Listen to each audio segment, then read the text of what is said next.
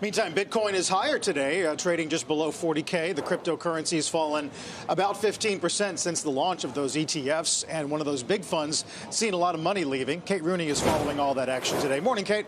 Hey, Carl. Good morning. Yeah, Bitcoin ETFs have seen more than $1 billion in net inflows so far, but there is one firm with by far the most money heading out the door. That is Grayscale. In the past day alone, it's seen about $640 million of outflows. That's according to FactSet. And then Fundstrat, meanwhile, estimates that since these ETFs launched, Grayscale's seen about $3.5 billion in outflows. If you compare that to the other top names in this race, take BlackRock's ETF, it saw $1.6 billion come in the door, and then Fidelity's ETF not far behind that. You can see those on the left side of the chart there. Grayscale is still the largest, about $21 billion in assets compared to under $2 billion for BlackRock. There are a few reasons, guys, for that exodus. One is this successful arbitrage trade. Grayscale had an existing publicly traded product, and then it converted into an ETF. And before it was an ETF, GBTC, as the ticker is known, traded at a discount to Bitcoin. So some traders got in and they bet that that discount would disappear, which it did.